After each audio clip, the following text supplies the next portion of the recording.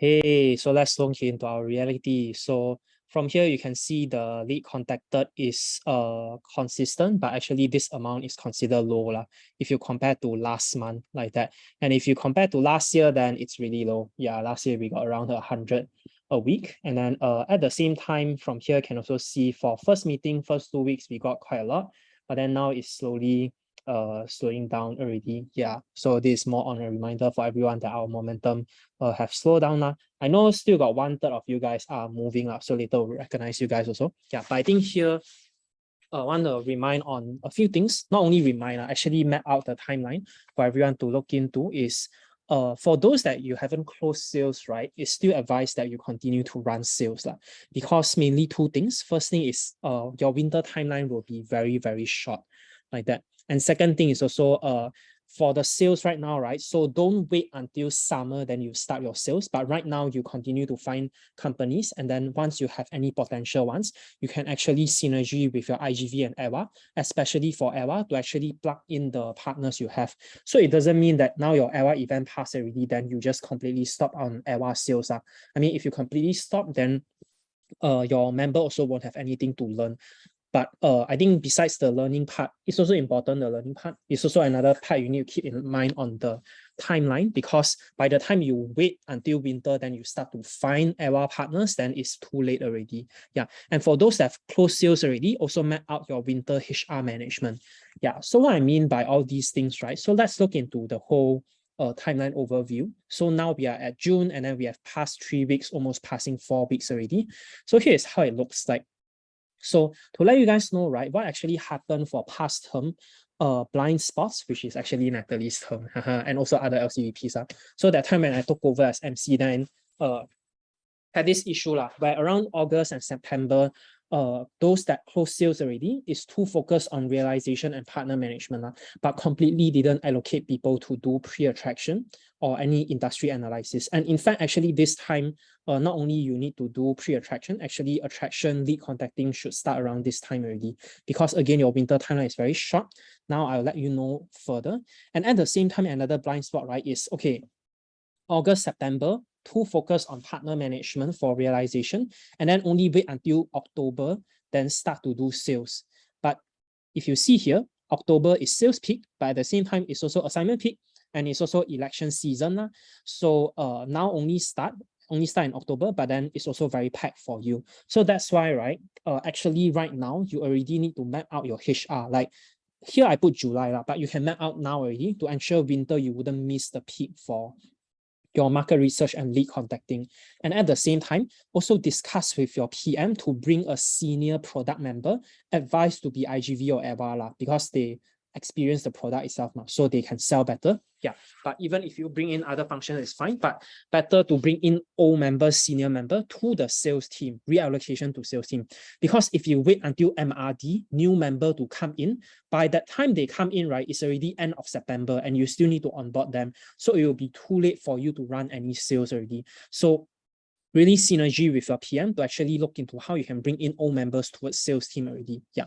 And besides these two blind spots, okay, here you can see, right? So from what I know is EWA is around here, these few spots, but I know some of you guys also have other spots. So if you wait until winter, then you start to find partner for EWA, right? It's either August too late, or even for October, you have one month or 2 months only. So it's too short time like that. And even for IGV, you can also bring in now already. Yeah. And another blind spot that also people miss out is around December is the time that companies are closing the bank account. So they want to close the budget, all those stuff. Every company fiscal year is different, but then most of it would close in December. And at the same time, it's also Christmas and New Year holiday. So you wouldn't want to drag your sales, your negotiation around this period. So if you look into further, right, again, like I mentioned just now, the sales should continue, even right now, should still continue with the EWA and IGV synergy. And actually around this time is the golden peak for you to do the industry analysis and market research. If you can do earlier, go ahead. And at the same time, September and October here will also be your golden peak to approach companies. And again, if you can approach earlier, just approach and negotiate before companies close a bank account. Like just look into your existing partners that you're talking to, right? Some of you write unresponsive leads. So imagine they be unresponsive for 2 months like that, which is very normal. 1 month is very normal. 2 months may be a bit long now. Yeah. So if you wait until October, then you find them, and then you talk to them in November, then you drag 2 months, it's already going to cross over this period, which is too late for you. So again, it's really, really the timeline thing is ringing. Yeah. And the last part is also for your successors. Yeah. So election season, right? Also elect your successors early, so you can do shadowing for them, and then they can learn how you manage partners also. Or else, I mean, I know a lot of you guys started term late, right? Maybe only got onboarded in February or even March like that. So I believe you wouldn't want the same thing happen for your successor also. Yeah, so that's all on the timeline overview from my end. I'll pass it to Natalie. Oh, this is still my end. Yeah, and to recognize for these 6 LCs on being the main contributor for last week. Like that. Okay, go to previous slide. Oh. Hey, where's my slide? You mean this one, is it? Okay, yeah. Wait, I duplicate first. Yeah, I duplicate already. Okay, thank you. Yeah, so this is actually the R&R progress for the R&R trust the process, and then you can see so far is on fire. I think it's like almost overachieving your initial goal already. And then whereas for Sunway also you can see it's progressing and then currently Sunway and is the LCs leading for this R&R. Yeah, so keep up the great work, guys, and then for the others, don't feel demotivated. You still have time. You can click the next slide, Eugene. Yeah, so we decided to extend the deadline for this R&R until the end of this month, which is June, 11:59 p.m. So do remember to update your HubSpot before this time. And then, yeah, so grab your chance to get your free boba from Eugene, okay? Yeah, so we'll make the result announcement on 1st of July. Yeah, on the 1st of July. Yeah, that's all from me. Yeah, okay. Oh, okay, pass to me already. Eugene, you want me to share screen? I mean, you want to give me share? Okay. Yeah, Thank you. Okay. Okay, by the way, if I'm lagging, you guys let me know in the chat box, okay? Because recently my line very thorough, but you can ask Eugene in our EST meeting also. I keep asking him to repeat what he was saying. So yeah, that's why also I'm closing my camera for now. Yeah, in case my line drops. So yeah, if let's say I'm lagging, you can put down in the chat box to let me know so I can slow down a bit. Okay. So hi everyone. So today my session will be about RF for relations. But actually, it's actually called university relations. Okay, so first thing is I want to ask you guys, do you know who are your UR? Yeah, in your uni, I guess. Do you have any like UR department, I guess, in mind currently? Yeah, in your mind. HEP. Oh, exactly, Sunisa. You're very pro already. You don't need my session already. Yeah, okay. All right, okay. I'll proceed first. Yeah, exactly. HEP is considered one of the UR. And then I think before I get delve into deeper regarding UR, right, there's actually something I wish to clarify to everyone. So I guess when I mentioned about UR, right, some of you might actually confuse UR as the clubs and societies. So clubs and societies is actually the clubs and societies like other society in your uni that usually you engage for promotional purposes and then usually it's handled by students. For example, there are presidents and then you're having forming collaboration with the president of this society and so on. For example, it's like the TEDx in your uni as well as like IEM and so on. So actually these clubs and societies, right, some of you might call it as UR as well, but actually this type of I mean for me I would call it clubs and society and actually it's usually handled by OGV. Whereas for UR, the one that I'm referring to is actually official university departments with like administration staff, and then you actually usually approach them for sponsorship or funding. And then, for example, some of the public uni and even private uni, you might have a department dedicated to campus sustainability and HEP like what Sunisa mentioned just now. So this will be the ones handled by BD because this is much more professional communication I can consider. So if let's say, I mean, just to clarify here, so if let's say, for example, your OGV is the one handling the UR that I'm mentioning here, I think you should have a discussion with your EB team to reallocate or to reintroduce this like UR to handled by BD lah, and then for course and society handled by OGV and so on lah.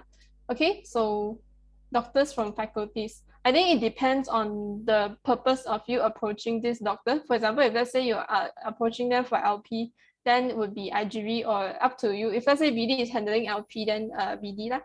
Yeah, depending on your your purpose of approaching this doctor lah. But if let's say you are approaching them for like you want them to help you promote your MYV or LVV initiatives, then that one will be considered under OGV lah. Can correct me if I'm wrong, Eugene. Yeah, basically that's it. So far everyone clear with this the clarification? So if let's say so if let's say I mean, if let's say this is not the case, like BD is not handling UR and maybe OGV is not handling UR and so on, then you should have a conversation with your EB team or your VPs to kind of realign this thing lah. Yeah. So if let's say you're cool, you can put like a wave or you can react in your what's that? Yeah, you can give like a reaction so I can proceed lah.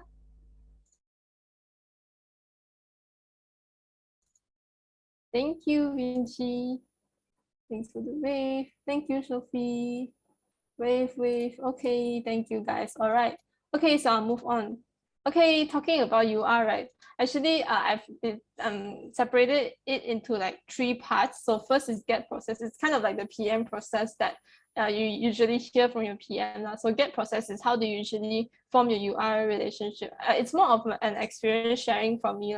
So first thing is like utilizing your connections. So for us, right? Yeah, so actually just a small activity for you guys.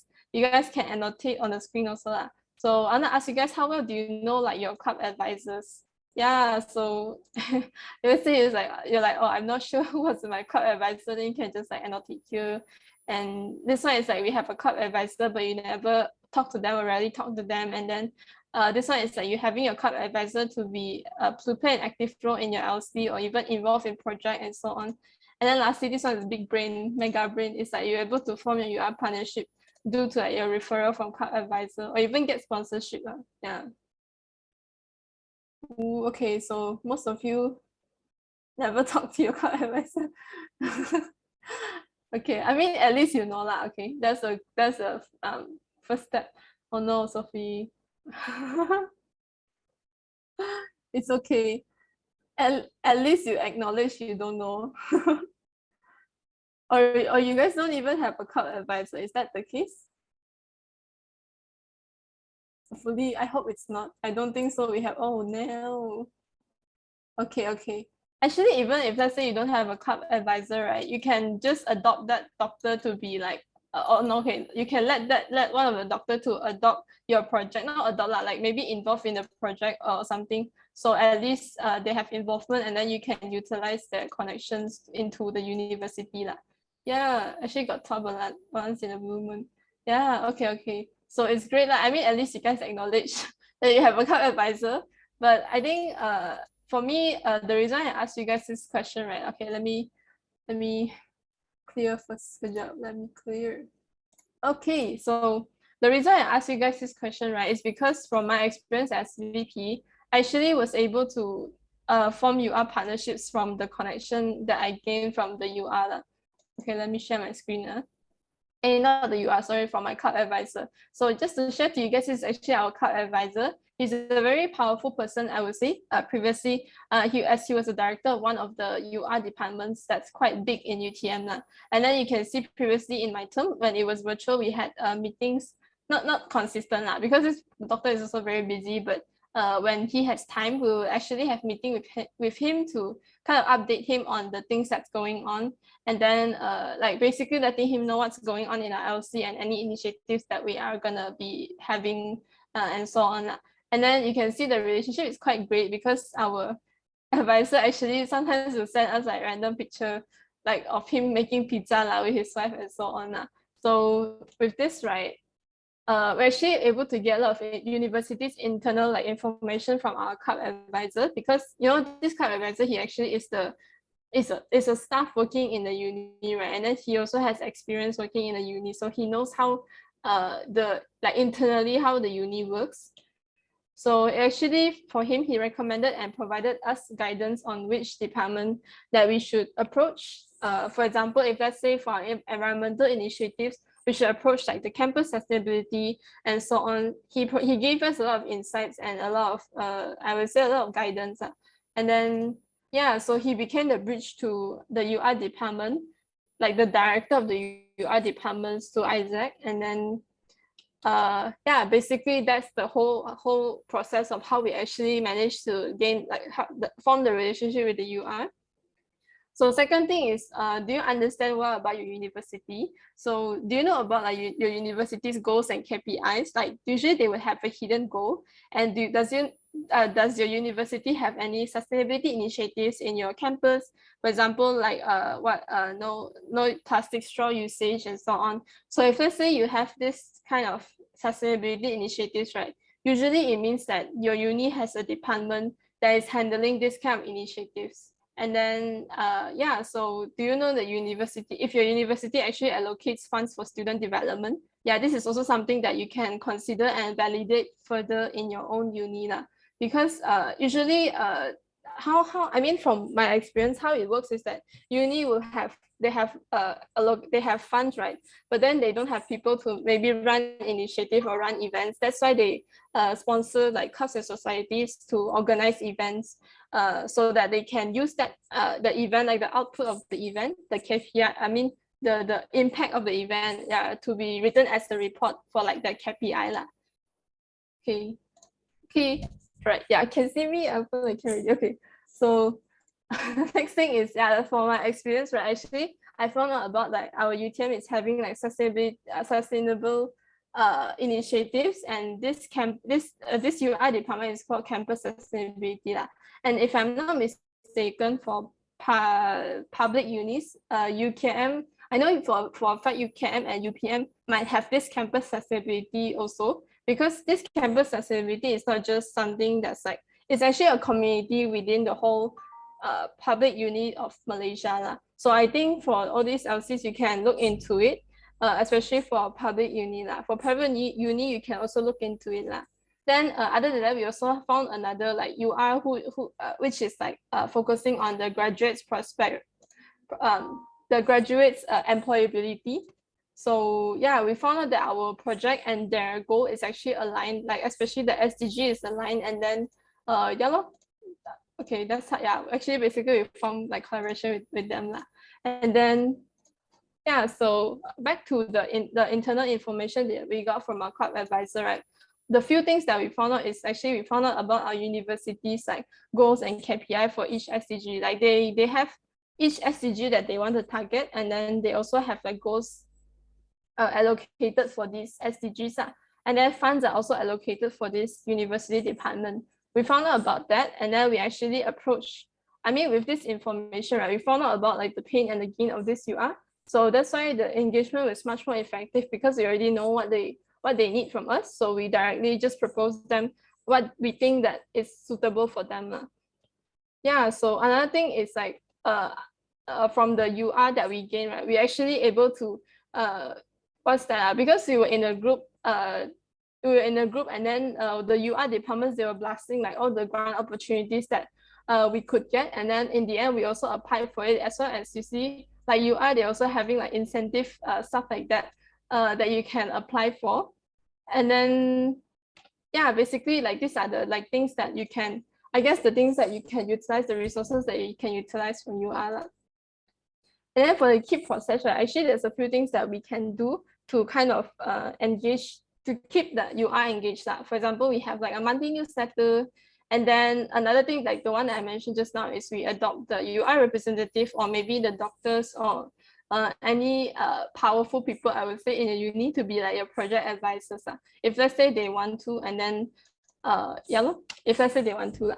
Okay, all right. So lastly, we go to the develop process. Yeah, so this is an example of the partnership that we formed in my predecessor's term. Actually, this partnership right, was actually formed from a UR referral. For example, like they know someone powerful in the society, and then they're like the CEO of the company, and then they also know that they are interested in doing CSR or doing like employer branding initiatives. So our UI actually referred us to them, and then we were able to form an FP partnership with them.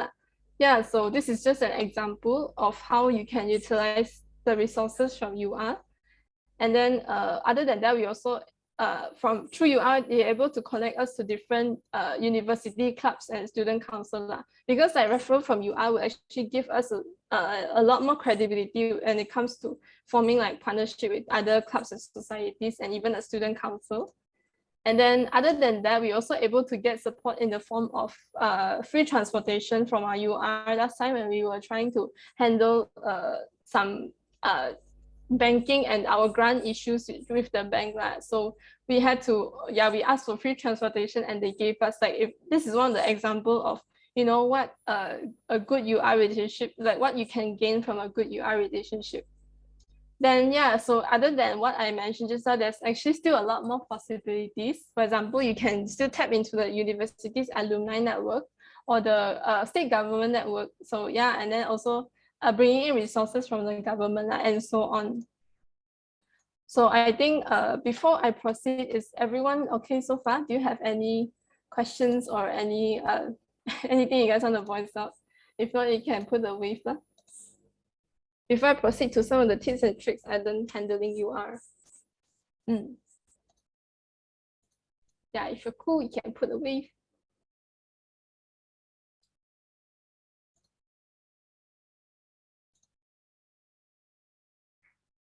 Wave, thank you.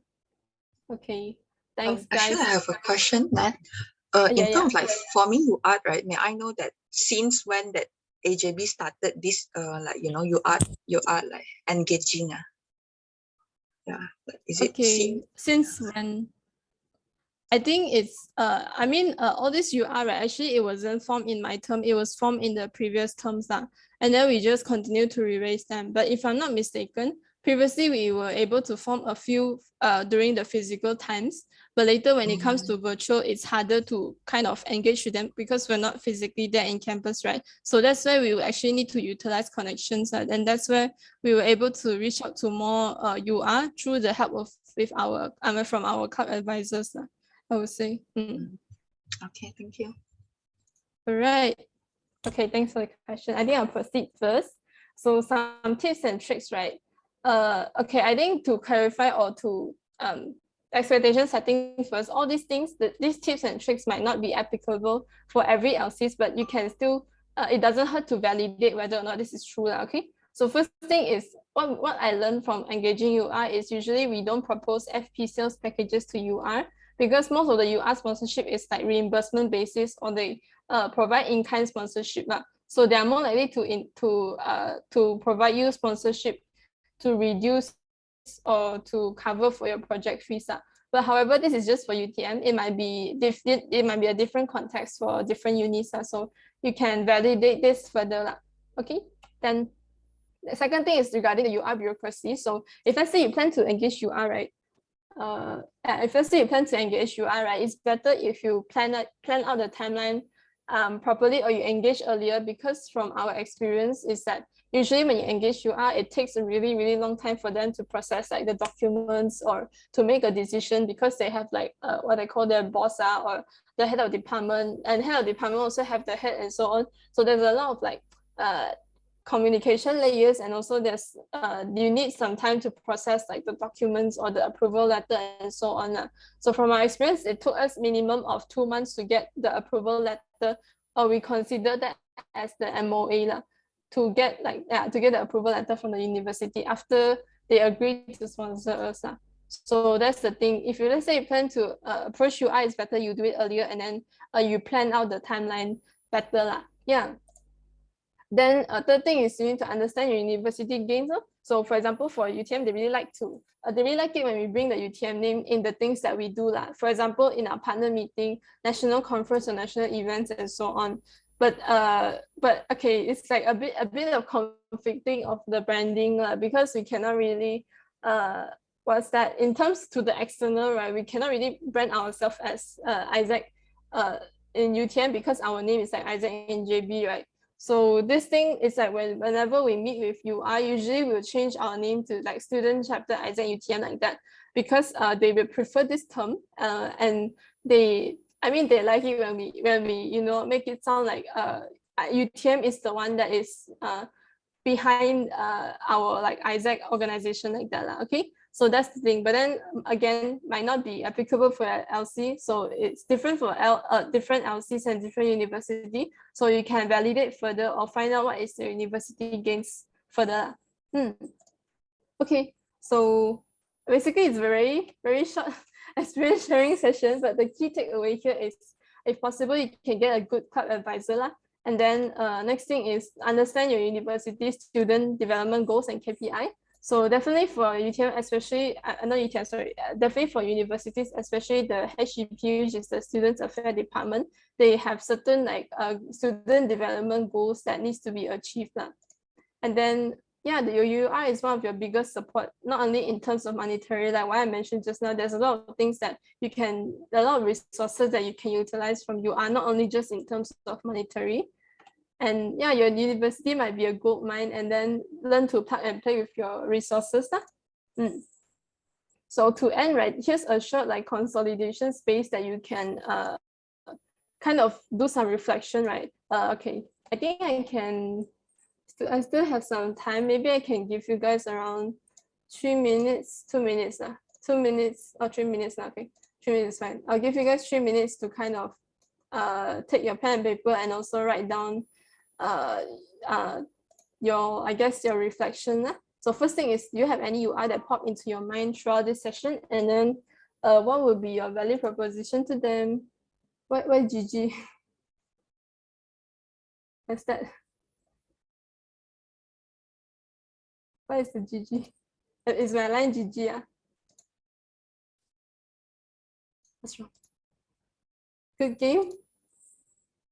What happened?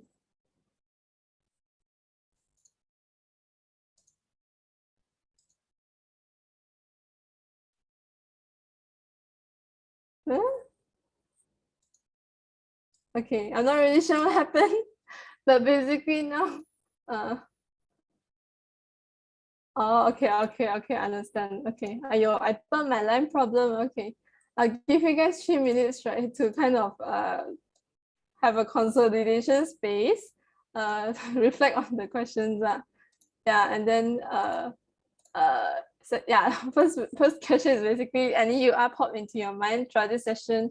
And then second thing is what would be your university strength, and is that something that you can leverage on in Isaac? And then any network you can actually establish through your university relations. And after this like session, right, what is the conversation that you wish to bring back to your team to discuss?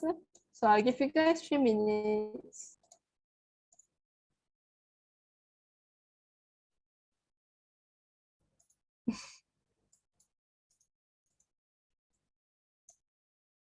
So I'll play some song. Wait.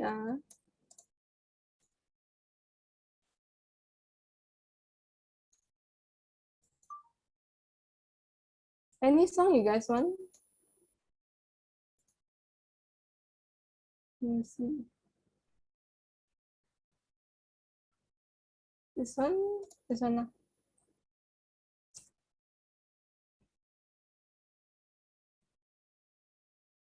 I also prepared a template for you. You can, okay, thank you. You can bring this to your team to discuss and kind of brainstorm with your team. If let's say you really have no idea, or even you can even bring to your synergy also, like if let's say they have any suggestions. Yep. So I think that's all for now. Do you guys have any questions? Oh yeah, minute taker. Oh, can I ask a question? Yeah. All right. Yeah. So actually, recently we started engaging with UR, and one of our biggest bottleneck is that sometimes our UR they want to park their deliverables under us. So like like for example, they don't want to do the realization during August, and then they have this, they have that, and then they want to, they love the idea of partnering with us, but it's just that somehow we have to accommodate to their deliverables, and then somehow they don't want our deliverables in a way, and it's more of just event co-creation in that sense. So there are no grants and all. So it's quite a big bottleneck that we are facing also. Like, any suggestion on this? Okay, understand. So far you aim to get sponsorship from this UR, is it? We actually engage with a few, so like public U, like there's quite many departments here and there, and we tried targeting a few, and most of them are not keen on giving us sponsorships lah. Yeah, so but see. they are willing to collaborate with us, like in terms of events and yeah, stuff like that. Okay, all right. I think first of all, have you identified how this UR can actually benefit you? Or benefit the realization? Yeah, yes, definitely. So we are actually planning. Oh, okay, sorry, time's up. But yeah, so we are actually planning to have it for our, credit transfer. I'm not sure if it's the same for other public U. Like, we have the co-curriculum thing. So yeah, so we are planning to do that for our credit transfer. Like, for the volunteers who are joining our realization, they can waive their credit, something like that. Yeah. So, but like then they don't want financial support lah. So it's more of like a partnership, but it's just that it's very hard to nego with them. Understand. Okay. I think first thing is, I think you need to have a firm stand on your own bottom line. Like, I think definitely, if let's say it's possible, you can discuss with your team whether or not you want to change your realization date and so on like that. But I think it's a lot of things you need to I mean, you've already prepared for your realization, but because of this you want to change everything. Do you think it's worth it? I think it's still up to you and your team whether or not you guys think it's worth it lah. And I think just to share with you, actually previously I had this experience. I mean, not me, but my predecessor had this experience before also with the UR. Basically, they just want to utilize us for our manpower lah. They want to run the events, but they want us to run the event for them.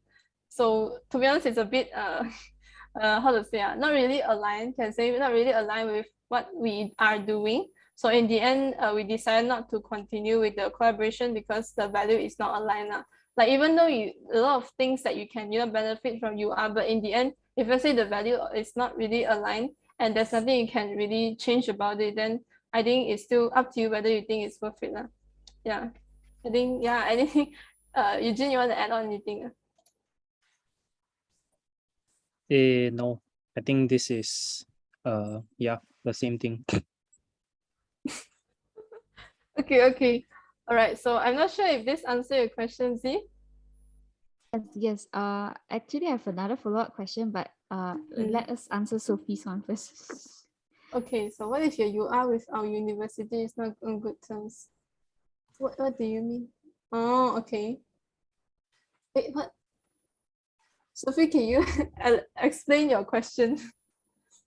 I don't get it.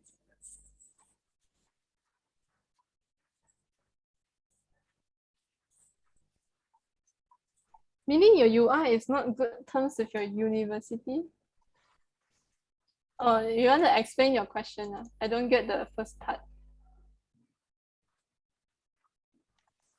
Basically, in help, right, all CNS, like all club and society, have to use help bank account, but we have our private bank account because the process very long lah, I think, and then also we got many product, right, so a bit hard. So what I know is that help scold us because we have like a private account rather than using their account. And then last time we run YSF also, they scold because all the money go into a private account and not their account lah. So they're a bit upset with us. So we wanted to ask. I was talking to the my EBs and I said to try and ask grant from them, but then they say because of this situation, it might be a bit like we don't want to approach our UR lah. So okay, understand. Okay. Actually, I think it's same with all the unis. Like we're all having a uni bank account, and then and it's very difficult to extract money out of that bank account. Like there's a lot of process, and you need to like hand in a lot of form, and then yeah, it's a very tedious process. Yeah, I understand that lah. And then I think in this case have you guys explained to them why you need a private account? I think they did lah, but then the help is still upset lah. So we kena scold a few times, and then apparently now we're using our own private bank account, so they close one eye only. Yeah. Oh, okay. I think I mean my assumption is the reason why they're not so happy with you having like a private account is because they're worried the money they sponsor you it might not be used on the project, I guess. I mean it's my assumption. Is that the reason why? I have no idea to be honest, but that's what I heard so far lah. I think my suggestion is if you face this issue, right, you can you can send them a report, or you can show them exactly how you plan to use the money that they sponsored. I mean the grant that they gave you. I mean, to be honest, in our case, we don't really have our UR being mad at us for using our private account, because for them, they also understand that it's a very tedious process to take the money out. But at the same time, they also, when it sponsors, they also like, put the money into the uni bank account. So it's very, yeah. I think my suggestion is, I mean, like what I mentioned just now, the assumption is they might not know how you plan to use the money. So my advice is you can show to them how you plan to use the money, or maybe at the end of the project, you can show to them, how do you use the money now? Like a very clear, what is that? Very clear, what's that called? Not statement. It's like a very clear report, I guess. Yeah, to show to them. So it shows you, I mean that you can also explain to them why you need a private account in the first place. And then, yeah, if let's say they still don't accept, right, you ask for their suggestions on how you can improve on the cash flow, because you need cash to run project, right? Yeah. I mean, that's the suggestion I can give. Eugene, you want to add on anything? I think is adding on the part that Natalie mentioned in terms of letting them know how we run the projects, all those stuff. Then maybe you would want to consider a bit like, for example, like JB or other public uni, is some of your cash is in the uni account, some of the cash is on your hand like that. Maybe this is one thing you want to look into. And then another one is just use at your own risk. So some people might get pissed, I assume, but then maybe you can tell them it's because, I mean, you are also attached to an external organization like that, like with Isaac as a professional organization. So some of the things you need to like maybe go into Isaac bank account, something like that. This is one of the things that you need to use cautiously, maybe can be a reason. But then I think it's still going back to us explaining to them how you run the thing. So yeah, but I think besides this, right, when you are building relations with your UR, I think not necessarily you need to directly go towards getting money from them first. Can start with non-financial relations first, like involving them in your project, all those stuff, slowly build the relations along the way. Then when you guys have good relationship, then maybe they will also open one eye, close one eye like that.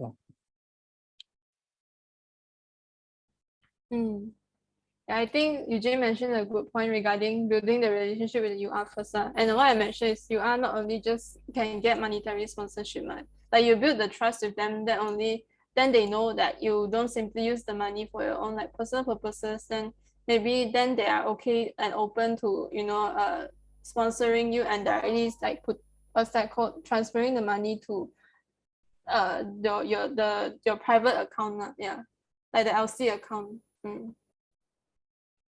Yeah. All right, thanks for the question. Interesting question, like case study. Okay, so far any more questions? I think we do have enough time. Is it possible if I can ask another one? So sorry, people. Yeah, can. But this is more of human crisis, it's not like UR stuff. Basically, I'm letting my directors to do UR stuff, and then I just asking for suggestion and experience sharing only. Basically, I let my directors do UR stuff, and she feel like she cannot proceed, or she feel like she's just a postman, like transferring UR contacts back to us and then transferring us our contacts back to them, and she cannot decide on things because of the bottlenecks that we are facing right now. And she's actually, basically she's very pissed. Yeah. So Eddie sharing in terms of this, because for us, even as EV, it's quite new for UR as well. So we don't have other than just branding, getting sponsorship, branding. That's the big direction that we have. So I'm also not sure how to guide her or give her a sense of direction. Yeah. Okay. Yeah. Understand. I think my opinion is depending on the way you lead this member lah. Like for example, let me think of an example. For example, right, maybe it's because your member, they might feel like they are not what's the word lah? Okay, for example, right, maybe in your synergy, are you the one discussing about UR context with IGV, or is your director the one that is communicating with your synergy partner regarding this? Yeah, I think okay. You straight pinpoint the problem. Yep, I'm the one, not my director. Yeah, exactly. I think you can give more autonomy to your director, meaning she can be the one. They can be the one who conduct the conversation, and they can be the one. They can suggest on suggest on a way forward, or suggest the action plan after the discussion, and then you give your feedback or your opinions to that afterwards. I think that's my suggestion that I can give you. Understood on that. Thank you so much. Yeah, and then you can see whether or not this satisfy your director or not from here. Yeah. Then Eugene, anything add on? No for this. Okay. All right. Any more questions?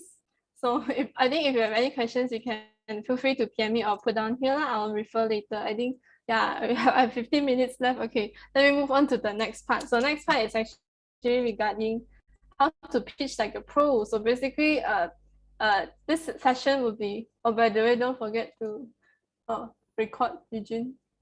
Are you recording? Yeah. It has been recording since just now. Oh, okay. Sorry. Okay, yeah. So for this session, right, it will be mainly focusing on the grant pitchings rather than the sales pitching that you usually do in FP meeting. Okay. So first thing I want to ask you guys a question. Can you tell me what are the differences between sales pitching and grant pitching? Yeah, maybe you can give me some popcorn style answer, or you can unmute. Don't refer to my slide first, okay? Don't cheat. Yeah, can you tell me a few differences between like sales pitching and grant pitching?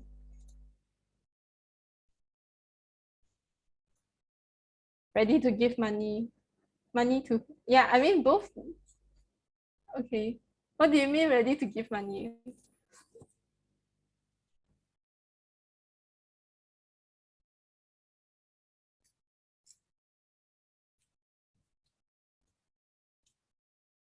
Price to be won. Feeling like I'm a CEO of startup. Oh, okay, exactly. So it's how you pinpoint the main thing I want to say. Yeah, okay. Other than that, anything else you guys? What do you think is the differences?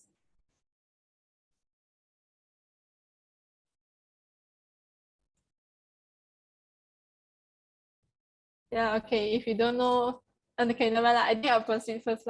Okay, so I think for me, I have highlighted a few differences from my experience. Yeah, okay, exactly. Application process is more lengthy.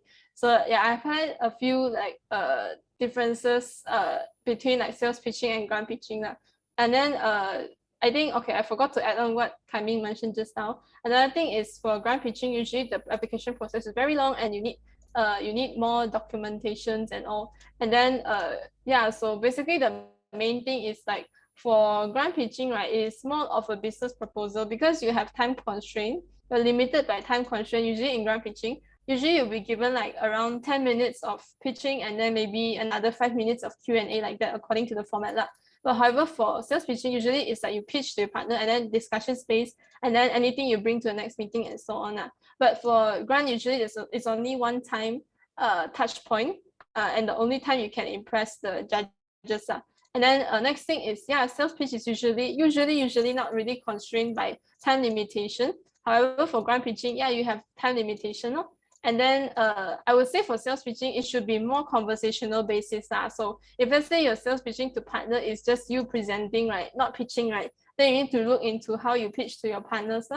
And then for grant pitching, I would say it's more like presenting because you don't really have a lot of time for interactions with your judges.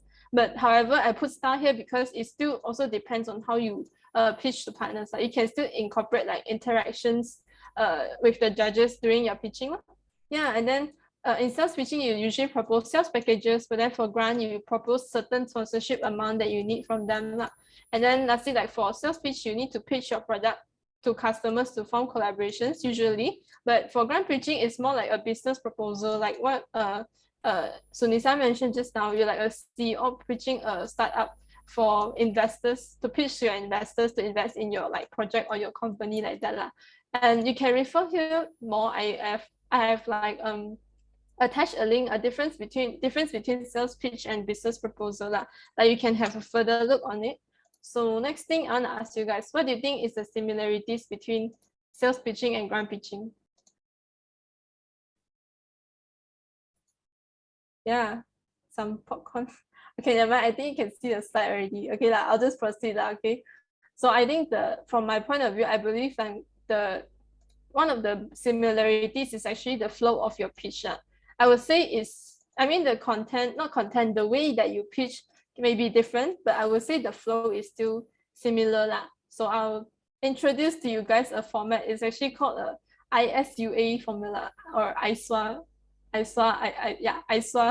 formula. So basically this format, right, is basically first you talk about the issue or the problem, and then you propose a solution or a product to solve this issue. And then you can explain also on the unique value proposition of your product. And then later on the action plan after you have done your, I guess, introducing your product. So, okay, before we proceed, is this formula or this format confusing for you guys so far? If not, you can like put a wave or react or something. Yeah, because later you need to pitch using this format. Okay, nice. Okay, so my hashtag, okay. Yeah, you'll be pitching later. So, okay, never mind. Before we go to that, basically, here's an example of how you can use this format. So, okay, for example, you're selling this reusable metal straw. And then you're selling this reusable metal straw. So the problem here is that the problem statement here is, for example, like, do you know plastic straws are made from petroleum, and the chemical release from it can actually harm your body and lead to like a lot of health issues, and for example, like breast cancer or infertility. And then, so with this problem statement that you mentioned just now, right, other than health benefits, maybe you can also mention the environmental harm of this using plastic straw and so on. And then later for solution, so this is where you actually plug in your product. You can talk about your product, which is the stainless steel straw, and you can prevent the plastic usage, and then it's free from this component, this chemical, and it is also environmental friendly. Yeah, and then it doesn't have a lot of, it doesn't harm your body and your health and so on. Like you relate back to the issue that you mentioned just now. And then the unique point of this product is actually it's washable, it's durable, and then it has a very nice appearance. You can also have different colors, for example, like the rainbow, the gold color, and so on. And then you can have a free gift, for example, like for example, if you buy this product, you can have a bag and a brush and so on. And then the action plan would be for example, after you pitch your product, right, then you say buy now to enjoy like 10% of discount with the free gift that we mentioned just now. Yeah, so basically that is how you can utilize this pitching format, okay? Yeah, so that's the thing. Before we proceed, anyone have any question? Because later on we will proceed to the actual pitching. Yeah.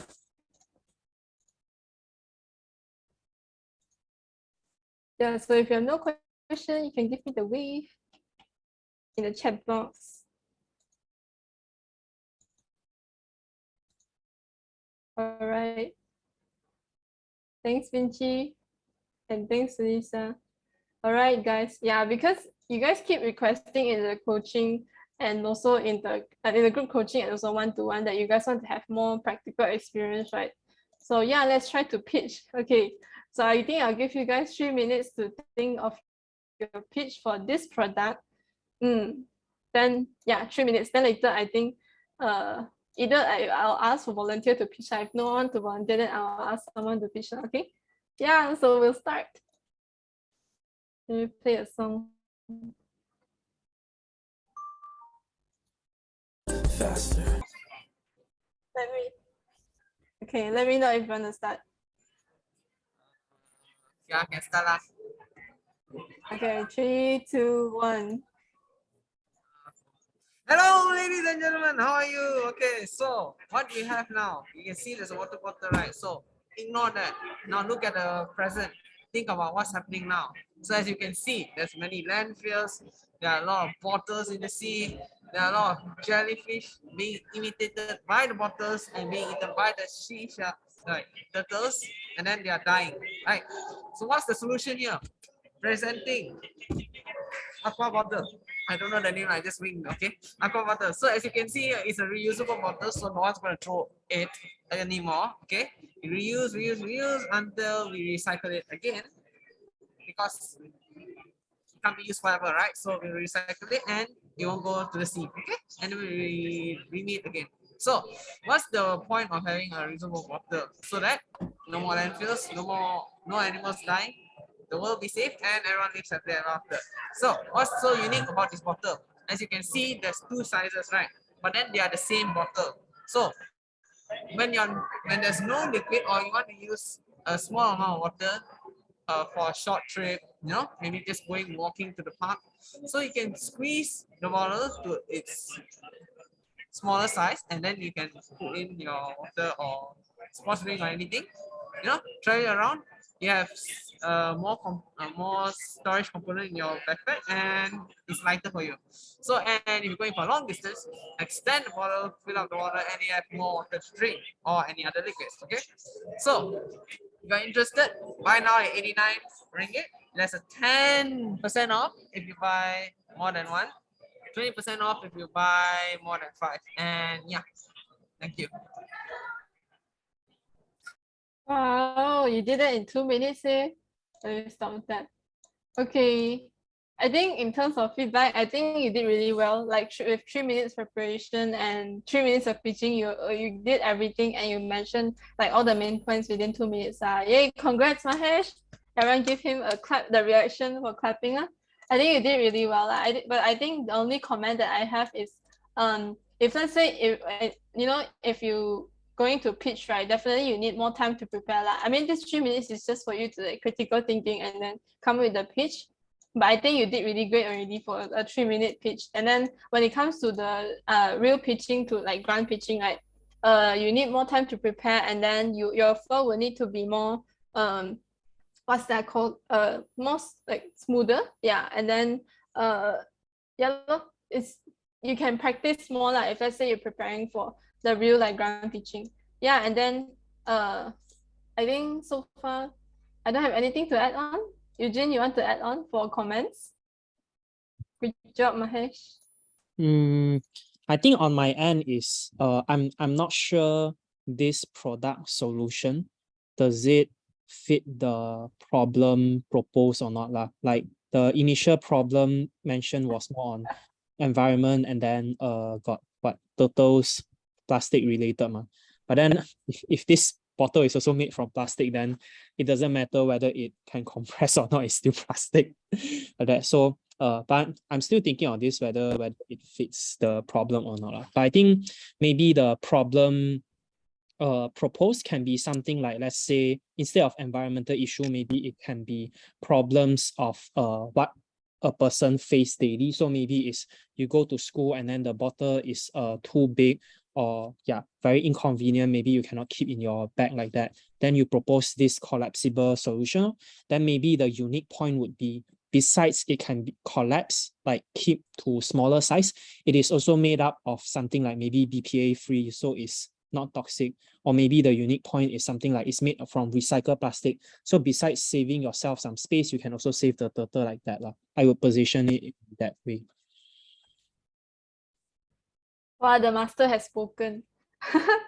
I think just now when you mentioned the plastic waste, right? If let's say you're gonna use plastic waste as the your problem for this issue, maybe you can emphasize that this bottle is like reusable, and then you can use it up to how many times, like until it's broken and so on. So you actually ultimately reduce the usage of plastic bottles that you may need to drink water. Yeah, if let's say in the end you decide to use the I guess the plastic waste as the problem for this product. Yeah. Okay. So I think thanks Mahesh for your for your pitch is really great. Congrats. I thought I'll ask Eugene to add 5 marks for your LC's R&R lah. Yay. Congrats Mahesh. Okay. Initially I wanted you guys to pitch about your project, but I think we don't have enough time. We're already over time. So I think if let's say if you guys are interested, you can have this activity done in your team meeting or in your team meeting with your members. Okay. Yeah. So I'll proceed first. So a little bit of experience sharing from my experience of grants pitching, right? First thing is like the submission of document, like what Kami mentioned. The process is usually like submission of document, screening, announcement, pitching, and then result announcement. It actually takes months for this process to take place. And so you need to consider this in your timeline. And another thing is usually they have deadlines. So you really need to be aware of the deadlines of these grants. Do a research at the start of your peak term, and then plan out the timeline of when you want to apply for this grant. Okay. But for some grants, for example, the Petronas grant, they don't actually have a deadline for the grant submission. But I think they have the I mean, they're open all year round now, so you can plan your timeline on when you want to apply for this grant and so on. Okay. Then second thing is, other than it taking months to apply the whole application process, another thing is you have a lot of documents that you need for submission of grants. So it's important that you have synergy with your FL to get the documents for the grant submissions. Especially for documents that you don't know. For example, there's this one what registrar certificate of registrar or something like that. So previously I didn't know what this was, but if let's say you went and asked your FL, right, the FL might be aware of this because this is part of like the legalities things, right? So they can actually get it for you from maybe the MCVP or maybe they already have a copy of it. So it's important that you synergy with FL and you don't do it alone because you really cannot. I mean, you can, but it's gonna take a longer time for you to get everything done, like all your documents done. Okay. Then another thing other than document is actually on the cost and sponsorship amount. So usually, in my grant pitching, usually I will have working space with my FL to work on the sponsorship amount and the budget of the project. So it is aligned. Yeah, and then third thing is reminder that most grants are usually in reimbursement basis, and then in the end, strictly speaking, in the end, it's not really sustainable in the long run. But this can be an alternative to reduce the project cost, the cost of your project. If let's say you're really unable to secure like FP sales, you can still go for like cost reduction for your projects, which is like applying for grants or even sponsorship from UR and so on. Okay.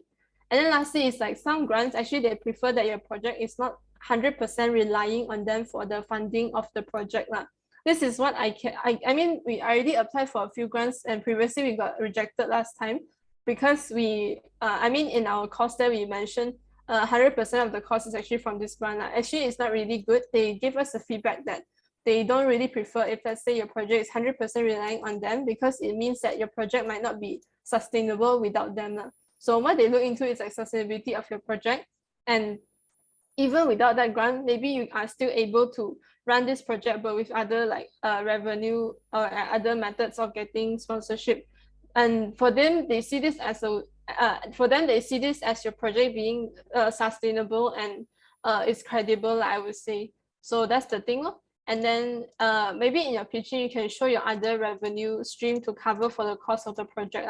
Like for example, you're planning to ask like money for, you're planning to ask sponsorship from this grant, right? Maybe you can write down the sponsorship amount that you propose to them is actually just 60% or 65%, 70% of the total cost that you might need to run your project and so on. And then you can show also your other revenue stream to cover for your project cost. Yeah, that's the thing. Okay. So that's all from me so far regarding the grant pitching. So yeah, do you guys have any questions you want to ask regarding this? Yeah, register a society. Yeah, that's the thing. Okay. Yeah, any questions? If no, you can put away. Okay, I see my hash waving in the sea background. I got question. Haha. You asked me. Yeah, man. Okay. So on your past grant pitching experience, right, is pitch and then they just evaluate and then next person pitch, or they would have Q&A session on? Oh, good question, Eugene. Yeah, if you refer back to the differences I put here, usually it's you pitch already, then they Q&A you if they have any questions. And if let's say depends on the judges of the pitching session. Usually they will not tell you any feedback on the spot, but some of them, they usually will tell you the feedback of your project and what can be improved on it. But them telling you the feedback doesn't mean that they are not going to sponsor you. They're just telling you because they're telling you because they wish for you to improve on it. And if let's say when they do sponsor you, they wish this is the things that they wish to see in your project, like that. Yeah. Yeah, that's the thing. Did I answer your question, Eugene? Okay. All right, other than Eugene, anyone got any question? Okay. I will close the Q&A in 3, 2, 1. Okay, so if you have any questions, feel free to come approach me or ask in the group. I will try my best to answer that. Okay. So yeah, I think the time is really over time already, so I'll pass it back to Eugene. Hey, hello everyone. So not much announcement, only this one. Remember to book your group coaching. Yeah, so if you don't book, okay, today the deadline, right? Yeah, better book fast. Okay. Then afterwards I'll close. Then for commission t-shirt, okay, can buy. Okay. We are going to meet up soon in person. You can buy. Yeah, and then I think that's all. Not much other announcement. Others are the old one. Then we can put feedback, and then after you can play some music for the feedback also. Okay.